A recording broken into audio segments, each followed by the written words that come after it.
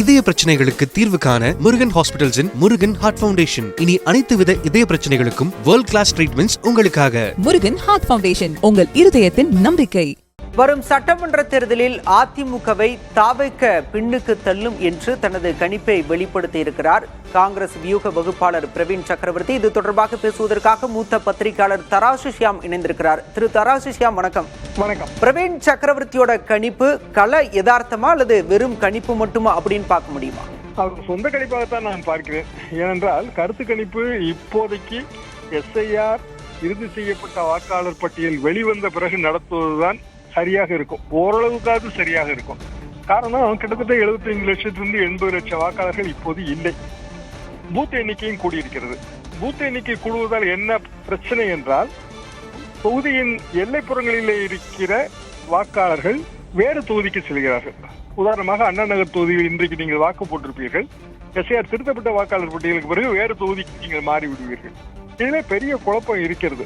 இது தமிழ்நாடு முழுவதும் இருக்கிறது, இந்தியாவின் பிற மாநிலங்களில் இருக்கிறது என்றுதான் சொல்கிறார்கள். தமிழ்நாட்டை நான் பார்த்த வகையிலே நான் இப்படிதான் புரிந்து கொள்கிறேன். எனவே இப்போதைய கருத்து கணிப்புகள் எல்லாமே பழைய வாக்காளர் பட்டியல் தான் நடத்த முடியும். அதாவது உண்மையான கருத்து கணிப்பு நடத்துவதாக இருந்தால் வாக்காளர் பட்டியலிலிருந்து ரேண்டம் நம்பர் ஜெனரேட்டர் வைத்து வாக்காளர்களை தேர்ந்தெடுத்து அவர்களை ஆண் பெண், படித்தவர் படிக்காதவர், ரூரல் அர்பன் என்று பிரித்து ஒரு யூனிஃபார்ம் ரெப்ரசன்டேட்டிவ் சாம்பிள் தயார் செய்து அதற்கு பிறகு கருத்து கணிப்பு நடத்தினால்தான் அது துல்லியமாக கணிப்பு காட்டும். அப்படி யாருமே இது வரைக்கும் நடத்தவில்லை. பிரவீன் சக்கரவர்த்தி நடத்தியிருப்பதற்கு வாய்ப்பு இல்லை. ஆக இது எல்லாமே ஒரு யூகம்தான். 10% மேல் விஜய்க்கு ஓட்டு வங்கி இருக்கிறது என்பது பொதுவான பார்வை. எனக்கு கூட அந்த பார்வை இருக்கிறது. இன்னொரு கருத்தையும் முன்வைக்கிறாரு. விஜய்க்கு வீட்டுக்கு ஒரு ஓட்டாவது இருக்கும் அப்படின்னு பேசப்படுது. அதுல அந்த கருத்துல நானும் உடன்படுறேன் அப்படிங்கிற ஒரு கருத்தை முன்வைக்கிறாரு. வீட்டுக்கு ஒரு ஓட்டு என்பது அந்த ரேஷன் கார்டுக்கு ஒரு ஓட்டு என்று விஜய் தரப்பு அடிக்கடி சொல்வதை வைத்து இவர் கூறுகிறார் என்று நான் நினைக்கிறேன். அப்படியெல்லாம் ஒன்றும் தெரியவில்லை. பொதுவாக விஜய் என்கிற அந்த சினிமா நட்சத்திரத்துக்கு கண்டிப்பாக 10% இருக்கும். காரணம், விஜயகாந்துக்கு முதல் தேர்தலில் 8% வந்தது. விஜயகாந்துக்கு விஜய்க்குமான வித்தியாசம், விஜயகாந்த் இன்னமும் அணுகக்கூடியவர், மக்களோடு மக்களாக நின்றார். அவர் 2006 தேர்தலுக்கு வரும்போது அவருக்கு ஒரு பிரம்மாண்டமான இமேஜ் இருந்தது. அப்படியான ஒரு இமேஜ் விஜய்க்கு இல்லை.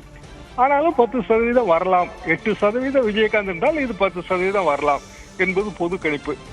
அதிமுகவுக்கு மேல் அல்லது விஜய்க்கு கீழ் தான் அதிமுக இருக்கிறது. இது ஏற்றுக்கொள்ளக்கூடிய கருத்து இல்லை. தமிழ்நாடு தேர்தலை பொறுத்த வரைக்கும் திமுக, அதிமுக இந்த 2 கட்சிகளுக்கு இடையே தான் இருக்கிறது. எனவேதான் அமித்ஷா போன்றவர்களை கூட்டணி வைப்பதற்கு அதிமுகவை கிட்டத்தட்ட 10 மாசத்துக்கு முன்பே அவர்கள் தேர்ந்தெடுத்து விட்டார்கள். அதிமுக அந்த கூட்டணிக்கு ஒத்துக்கொண்டு விட்டது. பிற கட்சிகள் சேர்ந்திருக்கின்றன. திமுக கூட்டணியிலே காங்கிரஸ் இருக்க போகிறதா இல்லையா? இந்த கேள்விக்கான விடையைத்தான் இந்த பிரவீன் சக்கரவர்த்தி பேட்டியிலிருந்து நாம் தேட முடியும். ஆனால் அதிலே இந்த பேட்டியிலே அதற்கான ஒரு தெளிவு இருப்பதாக நான் நினைக்கவில்லை. திமுக காங்கிரஸ் கூட்டணி தொடர்கிறது என்கிற ரீதியில் தான் பிரவீன் சக்கரவர்த்தியின் அந்த பேட்டியின் தொனி அமைந்திருக்கிறது. எது எப்படி இருந்தாலும் விஜய் தரப்புக்கு என்று ஒரு ஓட்டு இருக்கிறது, அது ஒரு பெரிய சக்தியாக வளர்ந்திருக்கிறது என்று பொதுவாக கூறுவதாகத்தான் நான் புரிந்து கொள்கிறேன். தாவேக தொடர்ச்சியா திமுகவை விமர்சிச்சுட்டு வருது. திமுகவோட காங்கிரஸ் கூட்டணி பேச்சு நடத்திட்டு வருது. இந்த சூழல்ல காங்கிரஸோட முக்கிய நிர்வாகி, குறிப்பா ராகுல் காந்திக்கு நெருக்கமான பிரவீன் சக்கரவர்த்தி தொடர்ந்து தாவேக ஆதரவு கருத்துக்களை தெரிவிச்சுட்டு வருது. எதை பிரதிபலிக்குது சார்? பிரவீன் சக்கரவர்த்தியை பொறுத்தவரையில் தாவேகாவோட காங்கிரஸ் கூட்டணி வைத்தால் அது நல்லது என்று நினைக்கிறார். அது அவருக்கான உரிமை தான். ஏனென்றால் அவர் சார்ந்திருக்கிற கட்சி, அந்த கட்சி தனித்து ஆட்சியை பிடிக்க வேண்டும் அல்லது ஒரு கூட்டணி ஆட்சியிலே பங்கு பெற வேண்டும், தமிழ்நாடு அரசியலிலே வளர வேண்டும் என்றால் தனிப்பாதையை தேர்ந்தெடுத்தானே ஆக வேண்டும். வேறு வழி இல்லையே. 1989 அந்த காலத்திலே மூப்பனாரை முதல்வராக என்று ராஜீவ்காந்தி வரவில்லையா? ராஜீவ்காந்தி, சோனியா காந்தி தமிழ்நாட்டுக்கு 20 முறை வந்தார்கள். இது சரிதான், தவறுன்றதான் சொல்ல முடியாது. இன்றைய நிதர்சனமான நிலைமையில் திமுக கூட்டணியிலே அதிக இடங்கள் கிடைப்பதற்கு வழி இருக்கிறதா காங்கிரசுக்கு? இதுதான் கேள்வி. காங்கிரஸ்க்கு அதிக இடம் கொடுத்தால் எல்லா கட்சிகளுக்கும் அதிக இடம் கொடுக்க வேண்டும். அப்படி இருந்தால் திமுக மிக குறைந்த இடங்களில் போட்டியிட வேண்டும். அதற்கு திமுக தயாராக இல்லை. ஒன்று, ஆட்சியில் பங்கு என்று இப்போதே கூறினால் அது கூட்டணி பலவீனமாக இருப்பதாக பொருள் கொள்ளப்படும். அதிமுக பாரதிய ஜனதா கூட்டணியிலே அப்படியான உறுதிமொழி தரப்படாத போது திமுக காங்கிரஸ் கூட்டணியில் எப்படி தரப்பட முடியும்? இது 2வது பாயிண்ட். 3வது முக்கியமான பாயிண்ட் என்னவென்றால், காங்கிரஸ் கட்சி ராஜ்யசபா சீட்டும் கேட்கிறது, உள்ளாட்சி தேர்தலிலும் 20% இடஒதுக்கீடு கேட்கிறது. அதற்கெல்லாம் திமுக தயாராக இருக்காது.